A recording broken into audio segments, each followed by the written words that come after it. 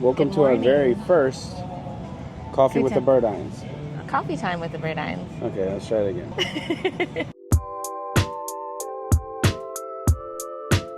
Welcome to our very first Coffee Time with the Bird-Eyes. And we just want to take, like 10 minutes to recap what's gone on in our week.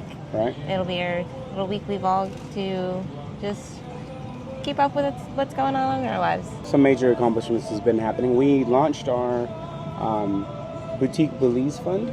So it's www.belizeboutiquefund.com, which will show you all the information about how to invest in our boutique hotel in Belize. Our campaign manager, I guess is what you would call him, is in charge of all of the different campaigns to get investor leads because we're doing a 506c, and they sent out our first email blasts, and we've got like 1,600 people that opted in and 2 people that have scheduled phone calls with him. So we're starting it. It's happening. So I'm very excited. We're going to start planning for a live webinar.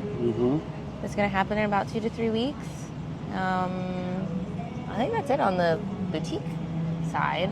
Our 10-acre investment is getting near closing out. We are about 100K away from completion. So if you're still wanting to invest in that, there's still room in that. And if you're wondering where we are right now, we are in Miami. Yep, in the Bayside Market, enjoying a little Starbucks. Gonna go get breakfast in a little bit at this really good place called Yes. Perfect.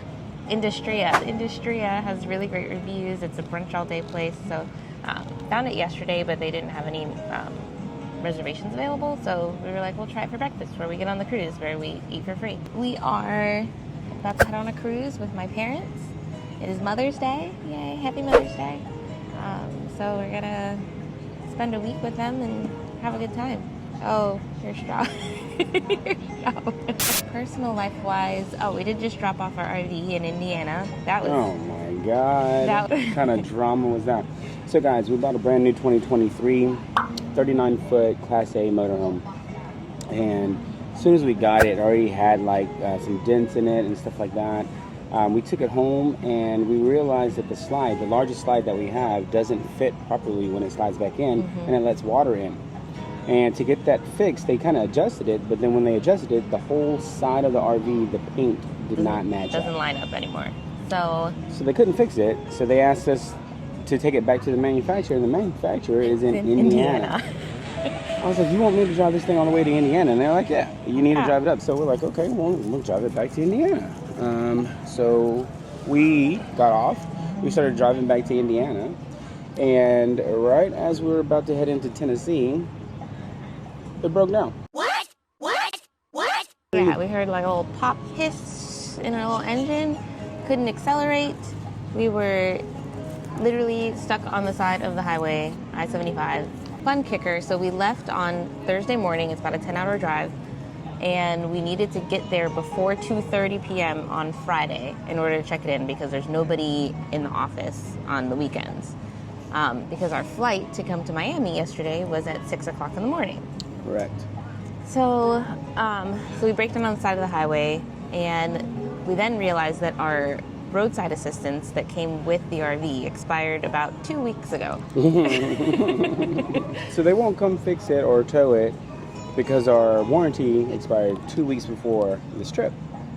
So we called around, and we were getting the runaround from everybody. We finally got a hold of a place that would come and check us out on the road. So they came out, and this guy diagnosed that we didn't have enough DEF in the tank, which is diesel exhaust fluid. For people who aren't familiar with diesel engines, it helps with like the sulfur output and something. It does something, yeah. And so he was like, "Oh, well, you're right at the lower limit. So if you do that, sometimes when it can't sense the level, it'll give you a shut off engine light." And we're like, "Okay." So he clears all of the codes, and then it's like, just go around to the gas stations just off the highway and fill it up with some DEF, and that should do it. So we bought $75 worth of DEF and filled it up about 3/4 tank, and then tried to hit the highway, hit 30 miles an hour, same error. And then the engine just shuts off itself. It was like I'm not going anywhere. So we called the guy back out. Luckily, this repair place was literally 4 minutes around the corner. It was at the exit where we broke down. So little happy Jesus moment there.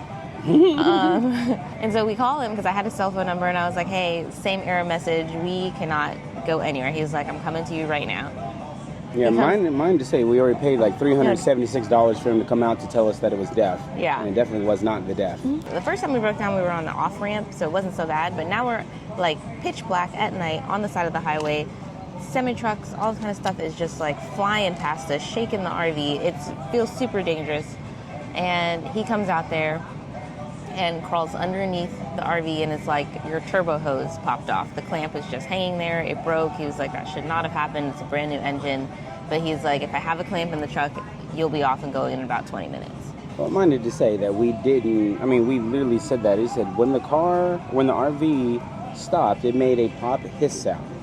We're like, the engine doesn't sound right. Yeah. And it finally took us like 30 times to tell him that this is the sound that it makes. He was like, oh yeah, that sounds a little funny. And then he went back there to find out it was a hose. A hose. And I literally said, it sounds like a hose popped off. Yeah. And guess what it was? It was a hose. A hose popped off. Yeah. It was a little clamp. So he luckily had one in his car. Put it on? Put it on, turn the engine on, purred Beautiful. like a kitten. Sounds like it should sound. And this is only 4 hours later. 4 hours later.